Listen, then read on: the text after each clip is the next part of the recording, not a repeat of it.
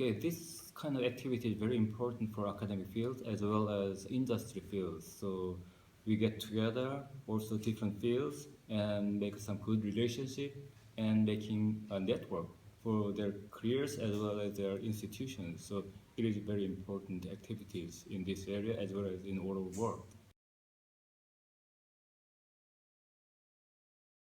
In my country, we have the three major seaweed species now in cultures. First one is nori, in Korean name is gim, and the other one is wakame, Korean name miyo, and third one is kombu, Korean name is dashima. We have three major industries. Seaweed industries are cultivated in Korea.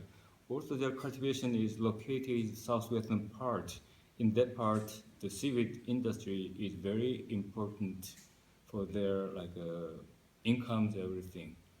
Also, we're using as a food, very delicious food with soup and salad and side dishes, as well as we're using that kind of things as, let me see, noodles or some healthy foods, everything you can make it. But currently, the production is okay, but the usage is decreasing. So we develop a lot of different products to satisfy the needs for peoples.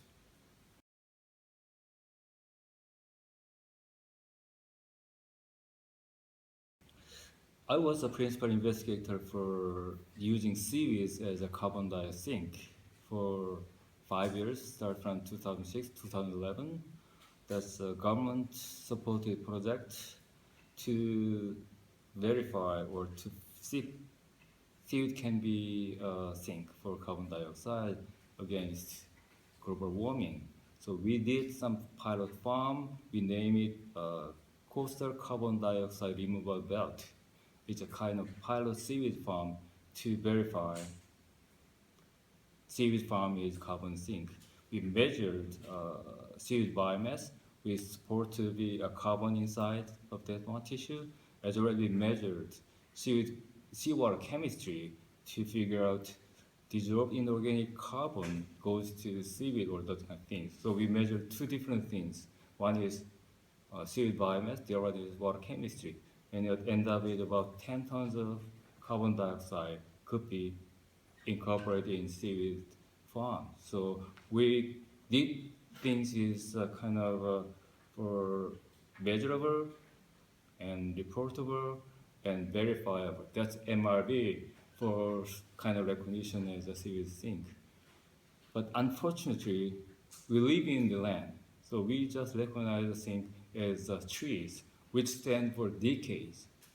But in ocean, it doesn't take that long because in the ocean, if it's something like destroyed in certain area, we put new environment, it takes over 3 to 5 years to get reached climate conditions.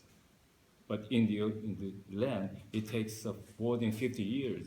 So you have to put different criteria or different paradigm for sink, ocean sink.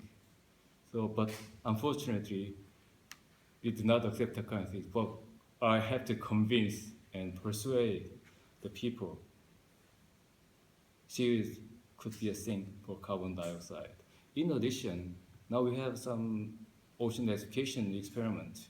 So to decrease the rate of ocean acidification or immediate ocean acidification, we have to plant on the ocean. There's two plants in the ocean. One is phytoplankton, the other one is seaweed.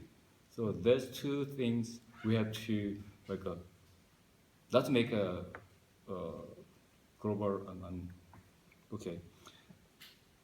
The bootstrapped phytoplankton is red tide, so we don't want that.